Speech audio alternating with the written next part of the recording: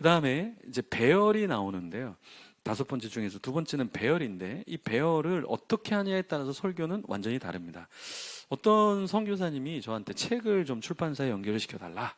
그래서 원고를 좀 보내주십시오 라고 했는데, 책이 1챕터부터 12챕터까지 나눠졌는데 1챕터부터 제가 한 7까지 읽는데, 이건 뭐 책으로 내기에 너무 밋밋한 거예요. 그냥 평범한 선교를 가서 뭐 했다, 너무 밋밋한 거예요. 그래서 이걸 책으로 낼 수 있을까 하는데, 한 8챕터 쫙 가니까 사모님이 아프기 시작하고, 9챕터 가니까 아이가 아프기 시작하고 하니까, 나중에 가니까 이분이 아이들 입양을 8명을 한 거예요. 8명. 그 9챕터, 10챕터로 갈수록 막 입양에 대한 이야기와 막, 와, 이런 소설 같은 이야기가 있어? 그래서, 선교사님, 이거는 누가 1챕터까지, 7챕터까지 누가 그걸 다 읽어내겠느냐. 그 7, 8을 앞으로 끌고 와서 사모님과의 갈등, 아이의 아팠던 것들을 딱 터뜨리고, 그러면서 왜 내가 이 선교에 가서 이렇게 입양을 했는지를 1단계부터 쫙 풀면 저는 대박이 날 것 같다. 근데 지금은 쪽박이다. 출판사가 아마 안 해줄 거다. 그래서 수정을 해달라. 그런데 아직 1년이 지났지만 아직까지 수정은 오지 않았습니다. 네. 근데 뭐가 중요하냐? 배열이 중요하다. 똑같은 사건이라도, 그래서 여러분이 설교나 어떤 전달을 할 때 처음이 중요합니다.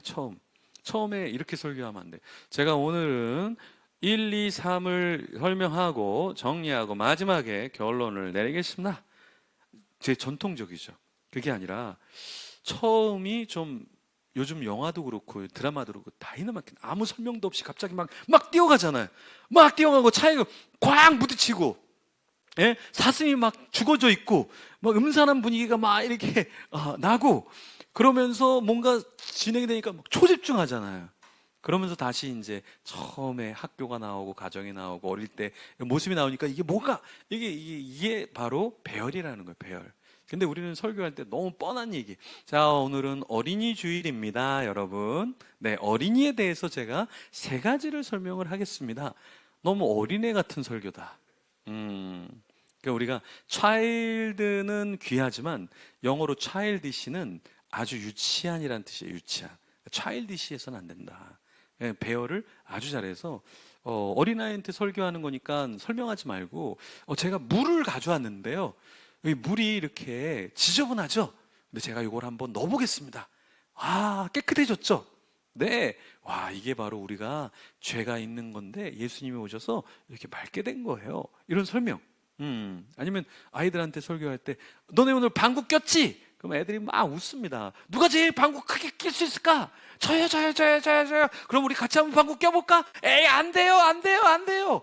그래, 이 방구가 우리가 죄 같은 거라서, 하나님이 우리 방구 끼면 우리가 힘든 것처럼 우리가 죄를 지으면 하나님이 힘들어 하시는 거야.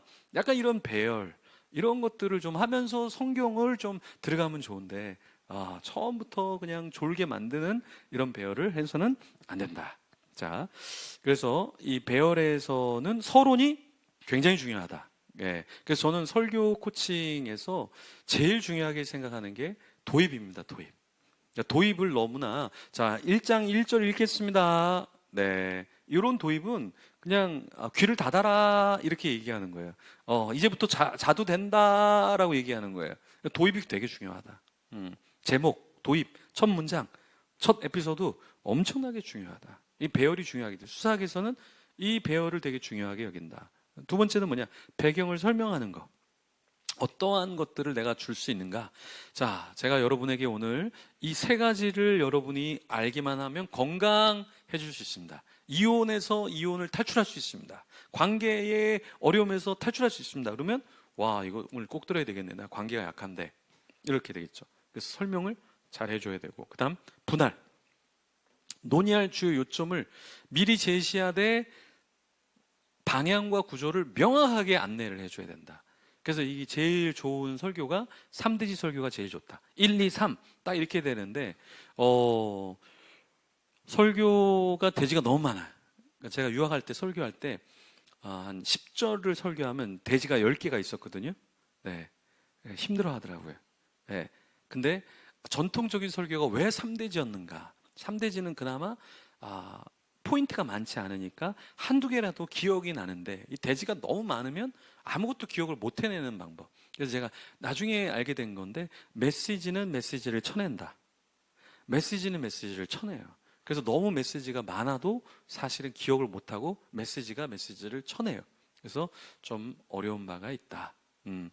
그리고 이제 3대지가 있고 9대지가 있고 27대지가 있는데, 그건 뭐냐면 3대지 안에 1대지 안에 1, 2, 3이 있고 2대지 안에 1, 2, 3이 있고 3대지 안에 1, 2, 3이 있으면 9개의 대지가 나오는 거예요. 그러니까 하나의 대지를 조금 더 분할해서, 예를 들어서 건강 그러면 건강을 해야 하는 요소 1, 2, 3, 그리고 건강을 더 증진시키는 방법 1, 2, 3, 건강하지만 더 미래적인 건강을 위해서 먹어야 할 약 1, 2, 3, 뭐 이런 식으로 하면 다 주제가 연관성 있지만 더 세부적으로 들어가니까 혼란스럽지 않고 할 수 있죠. 27대지도 마찬가지입니다. 이렇게 해서 1, 2, 3으로 나눴던 하나에 1, 2, 3이 들어가고 하나에 1, 2, 3이 하나에 1, 2, 3. 그럼 27개의 대지가 들어가요. 27개의 포인트가 나오는 거예요. 그러니까 설교를 27개 포인트를, 그러니까 다 다른 주제를 얘기하라는 게 아니라, 건강이라 그러면 건강에 대해서 아까 얘기한 건강을 위한 방법 1, 2, 3에서 그 안에 또 1, 2, 3을 따따따따 나눠주는 거죠. 약을 예를 들어 제시하면 약 드세요. 그런데 그 약에 대해서 1, 2, 3의 약이 있습니다. 두 번째, 한약은 이런 1, 2, 3의 약이 있습니다. 한약은 이런 게 있습니다. 이런 식으로 나눠서 27개의 대지를 아주 조각조각으로 내면 내가 전달하기도 편하고 듣는 사람도 일관성이 있어서 좋다라는 얘기예요. 분할을 잘해야 된다. 그리고 이제 네 번째, 이 배열에서는 논증.